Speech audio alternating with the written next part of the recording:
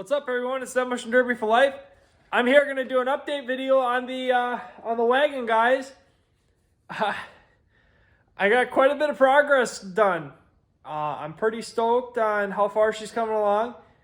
Got just a few more things to do before she's ready for paint, so pretty stoked on that, guys. Guys, ready to see what she looks like? Well, she looks a little different.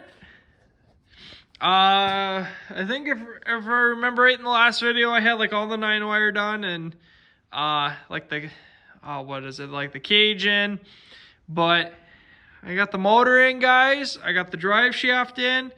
I do have to weld the rear end yet. That will be done soon. I did start my notching in the back. I just finished pre-bending my first notch. Oh, hey bud, how you doing? As you can see here, I have my little V going. This is just to help with the back end, if you guys remember the last video. But we'll start back here and we'll go around all the way up to the front. As you can see, I got my first notches in. I'm trying something a little different. I know a lot of guys put really big notches in, and I decided to try something just a little different. I know wagons are very notorious for going down, but I'm going to try my hardest to see if I can get this thing to go up, which is what I did already. So, as you can see here, there's this gap here. This gap was originally about, I think, well, I got a plate piece of steel. If I remember right. There we go. Here is how big the gap was. It's roughly about 4 inches. And as you can see, this plate was here. So I already got that frame to go up about 1.5 to 2 inches. That was the first step. So after I got this first step done, which here you can see that plate was about the same, and I got it to go up about 1.5 to 2 inches. So I got this frame to start to curl up, and what my next thing I'm going to do is I'm going to put a very, very big dimple right here. And like when I say a big dimple, it's going to basically be, so like the frame's this thick, the frame will be about that thick by the time I'm done pounding all that metal down. So it's basically going to be a huge notch. So the goal of it is to, this is going to be done. I couldn't get it to move any more than that. So what I'm going to do, after I put my big dimple in, I'm going to take 9-wire from the roof, cross it to the bumper, and tie it all together, get it really tight. So that's going to help it curl up more, and it's also going to help that second notch when I start to go. So that tightness will be what originally gives that extra curl. So what I have to make sure I do when I'm in the Derby is to hit square. I don't know if this is going to be the back bumper I'm going to leave on, but I think I might leave it on. I have not decided yet. I originally was thinking about putting a smaller bumper on, but I haven't quite decided yet. I think with that, I think that should be the route I should go. Put a smaller, lighter bumper on and do my crossing. That way it helps with not wanting to go down with the extra weight. So I think I'm going to cut this bumper off, which is starting to make more sense now that I'm talking about it. So I'm going to take this bumper off, put a lighter bumper on, and then do my crossing and tighten up that 9-wire. And then I'm also going to do a set of 9-wire from here to here and tighten it up as well.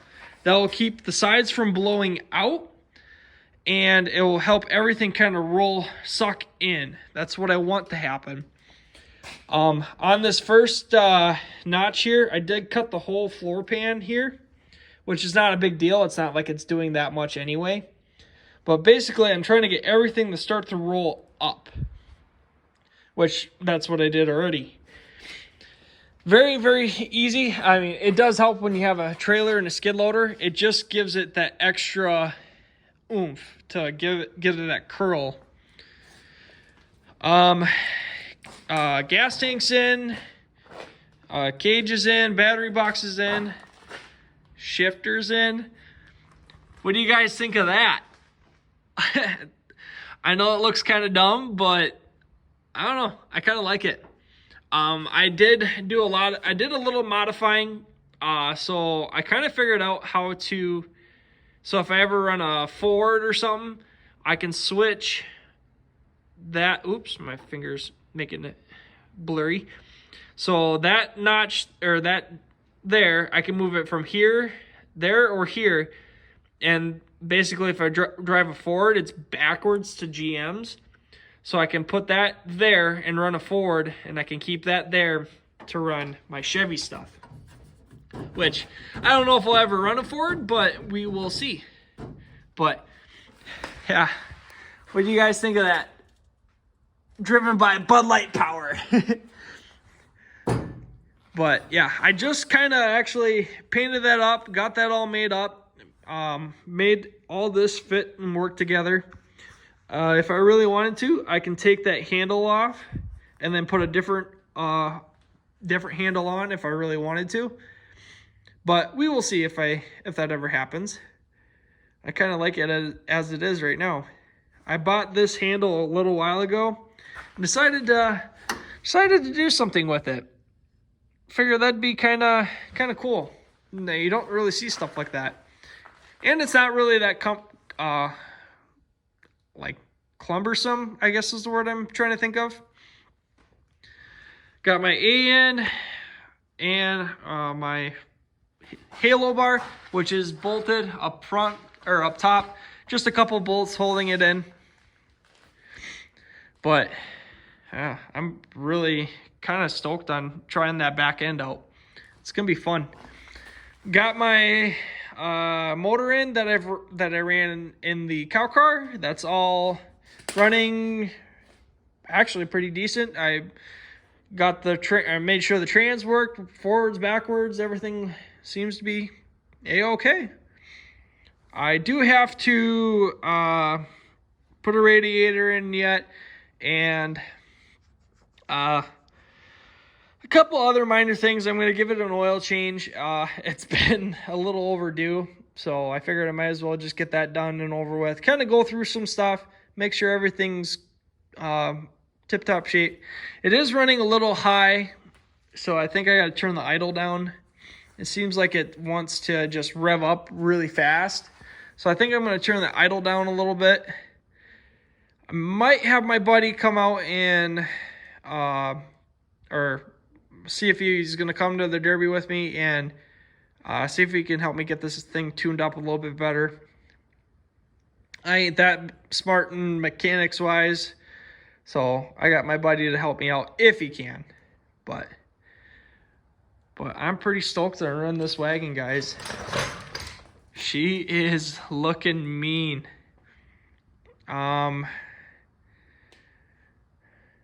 There's a few other minor things that has to get done yet, but this is basically what she's going to look like, build wise. There's a few other things, like I said. I'm going to do the X in the back, or 9-wire in the back, and then I'm also going to weld the rear end. Got to wire this door shut yet, which will be done eventually. And different tires. That will be next on the agenda. So I should probably have this done by this coming weekend. Hopefully. We will see what happens, but my goal is to get this thing done by the weekend so I can get this thing ready for paint. But there you go, guys. Pretty stoked on using that bumper again. I will have to make sure to bring the torch just in case I have to cut stuff, which I don't think I'll have to. I'm pretty sure I'm underbuilt, but we will see. But there you go, guys. There's a little update video on the wagon. She's starting to come together. The belt's a little loose. I got to tighten that back up. My suspension's all good. My blocks of wood on the bottom are all good, I think. Doesn't seem like they've moved. They're in there yet, so that's a good thing. Oh, also, I got my hood made up, which is pretty simple. Just cut the holes and then I bolted the outer skins together. So yeah, there you go, guys. Not too much has been done other than all that stuff. But I think that shifter is going to be pretty cool. Can't wait to start using it. And it actually works really well. That was a very, very good investment. It's got park lockout, so I don't have to worry about that in the Derby. I know in the last show that I ran, I was hitting that park, so hopefully we can stay out of it. Got to do a lot more zip tying of stuff out of the way, but there you go, guys. Hope you guys like this wagon as much as I like it. Here's a little update, but thank you guys for watching all my videos. I appreciate it. Hope you guys enjoyed this video. Don't forget to hit the like button, subscribe button if you're new to this channel, and we'll catch you guys all in the next video.